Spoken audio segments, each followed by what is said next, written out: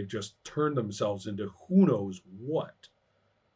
I mean, without is that, are they even thinking beings anymore? Without the awareness that winning is a piece of every single interaction, and indeed the source of thought, achievement. I mean, goodness, what's a non-victorious scrang? I mean, that's not even a they don't even have a word for that. So yes, that's their discourse.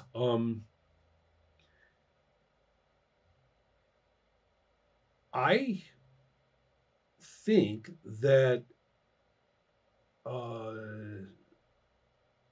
Nisa Noloto really needs the help of her archivist, which has been Well, very, very, very useful up until this point. In terms of, is this even possible? What would it do to an AVIX? What how does this relate to the Luca? What about what on earth would this mean? But more importantly, and Nizam no Loto will actually kind of pull you away and say, let's fly over here. And they go to this one spot. Um, really disturbing 3 or 4 screens on the way. right. Certainly. Yeah. Just fly right through them. Who cares? And in fact, when you get to a somewhat more private spot, that's not good enough. She actually wants to go outside.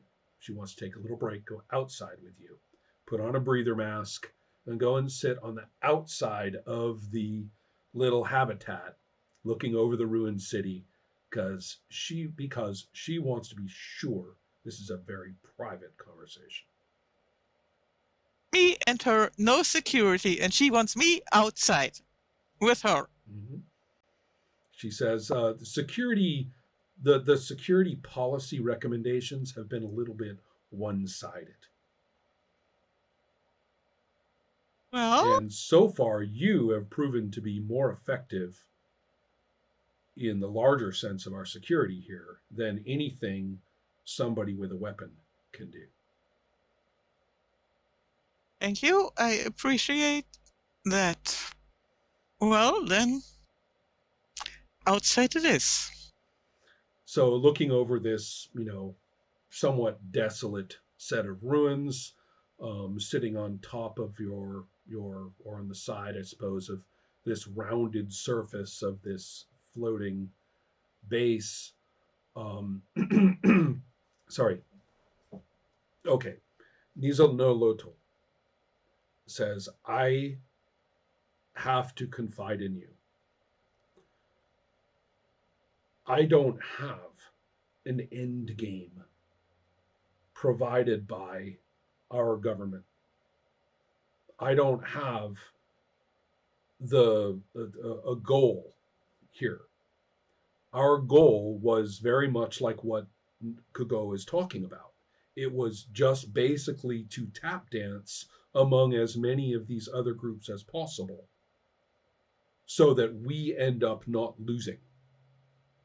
It doesn't matter what the conference decides as far as back home is concerned. It doesn't matter what we decide here as long as the AVIX come out of it without being subjugated.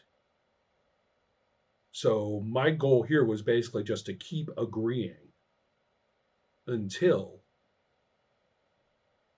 until everybody else had finally compromised. So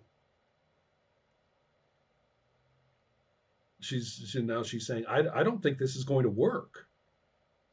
If we don't actually have a policy, if we don't actually have a proposal, if we don't actively take part in this with something to offer, something to say, we're going to, I mean, it's going to blow up. I mean, the Scrang are never going to go for this. Are the Loka just are they just going are the Luca just going to bomb us from the satellite if we can't get along? Um I mean, I saw a bomb go off in my face. And that was considered such a minor incident that we're all supposed to just forget about it.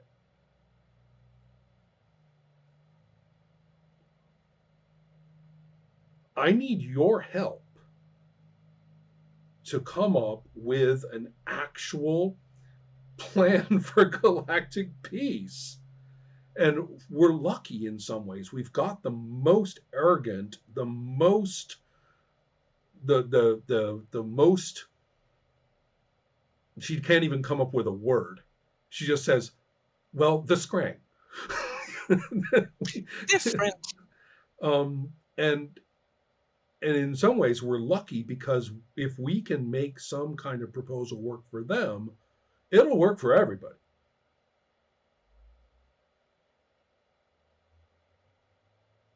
But what will it be? We, she says, I don't know if it's true that the Avics were once meat animals and pets. This is a racist, slur that's often leveled at the Avics. You, as an archivist of your depth and awareness, probably know the answer, but Going to give it right, exactly, in this situation, right. especially. And so she says, but if that were true, all the more reason for us not to give up one tiny scrap of our cognitive function. But That what we do will we do to do that? Do we ally with the militant Voix who are ready to shoot each other as well as anybody else? I mean, do we ally with them and fight our way out of here? Do we, uh, you know, who knows what the Thrall are probably doing their weird thing right now. With the two of them staring at each other, they're probably doing that right now, which means they could do anything. They could, who knows where they're going to go with this. Um, I can only be thankful that you've, made some kind of connection with the Hive, who, as far as I could tell, under most circumstances, would, if they decided tomorrow that we're better off just being, what do they call it, mulched, they would just do it. I mean, we are in danger here. Or we have a chance at the most amazing peace imaginable. But I'm tired of smiling at everybody and agreeing with everybody 75%, which was my job, to agree with everybody 75% and keep it up until everybody was came up with something. And I'm tired of it. It's not going to work. What do we do? What do you think?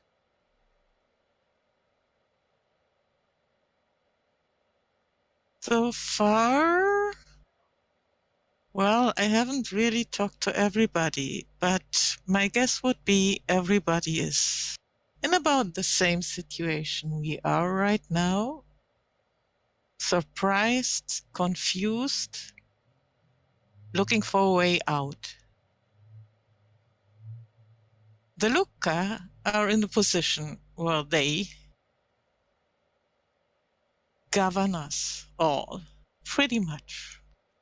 They have the upper hand right now, which probably means we have still to compromise. We certainly should talk to others. And we should keep the Luca guessing what we are going to do. I need So you to make all the use of that brain and your technology that you have and all the communications you can do that actually comes up with a proposal that is as effective as the Lucas, but is something else. And the Scrang here are going to be our test case for it because they're the hardest of the bunch to convince of anything.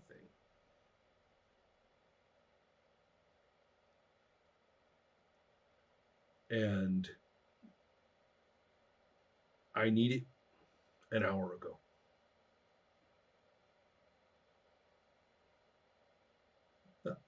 Oh no! Look what happened. Wow. Rage quit. I know. I know. Well, That's right. She got to work. That's right. Magic. Boom. So That was beautiful synchronicity.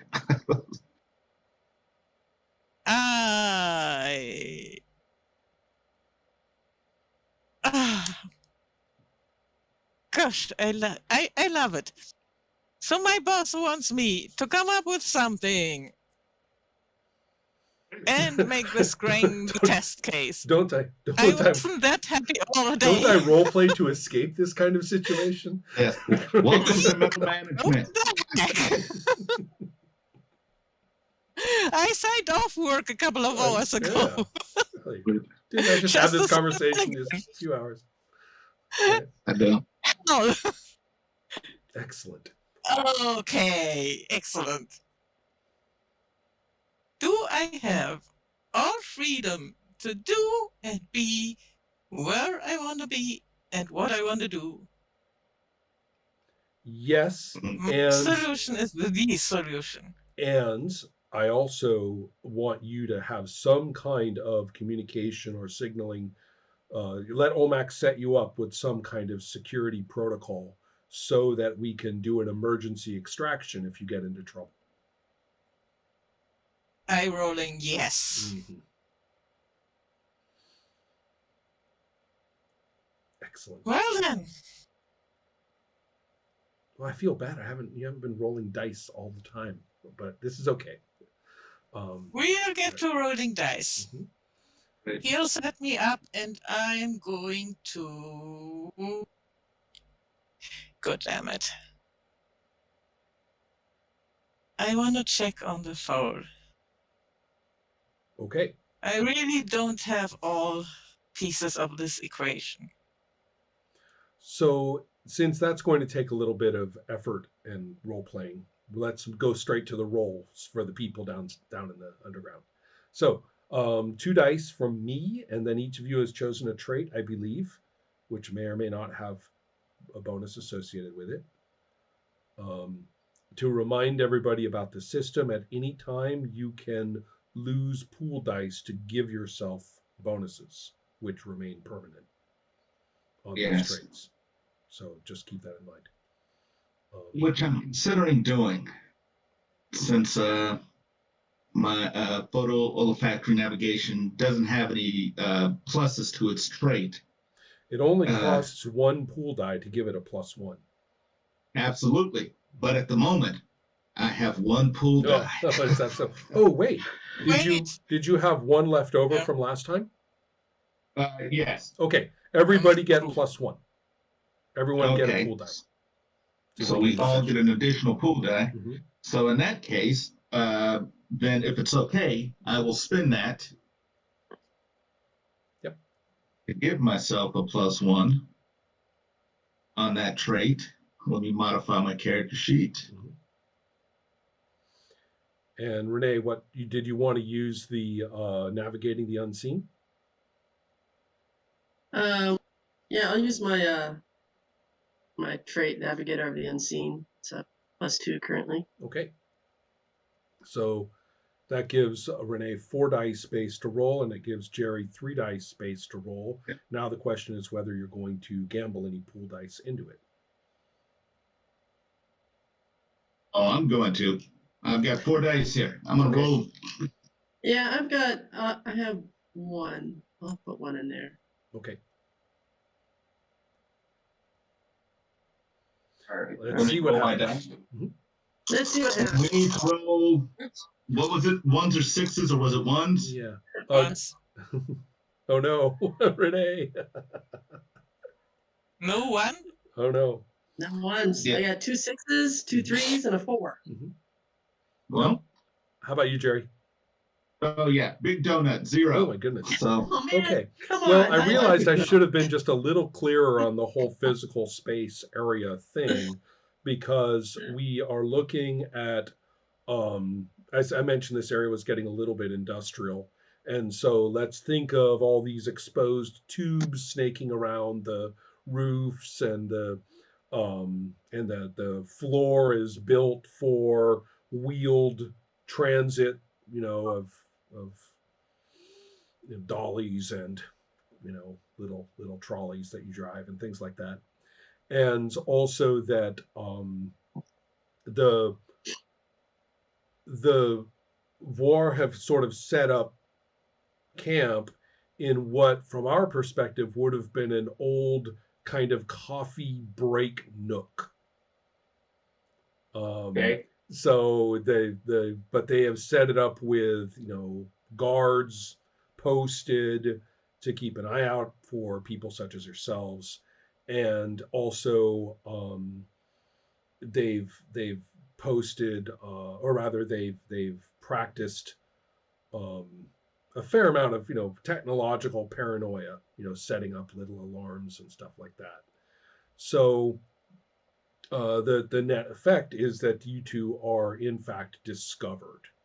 So you will sort of find yourself staring into the weaponry of the war, and at least at the moment, are sufficiently ambushed or discovered that it's not really going to be possible just to run off, right? So therefore, if you either, in fact, probably not to risk trying to march you over there to where the rest of them are sitting around bickering, the guards will simply signal, and then all those people will come here.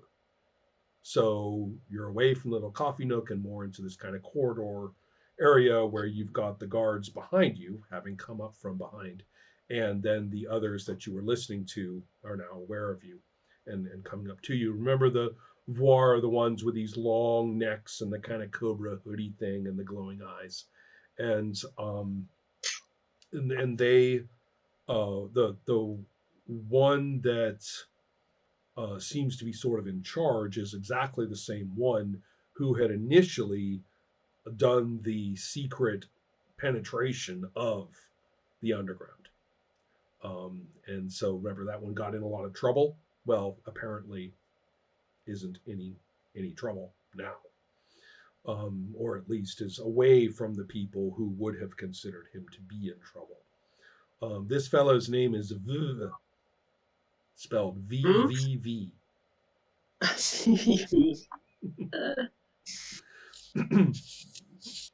he's the lead explorer. Mm-hmm. Or perhaps the most the leader of the or important person in the militant faction of the Voir, the ones who fulfill the stereotype of the out of control militants who are nothing but trouble. Okay. Um,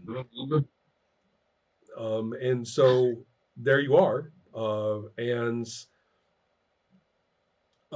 yes, the Viva comes to see the two of you, and looks back and forth and says, I propose an alliance. Yeah, of course. Yeah, that makes total sense. I mean, you're here, we're here, not supposed to be here, but here we are. So we should be together. That was his thinking, yes.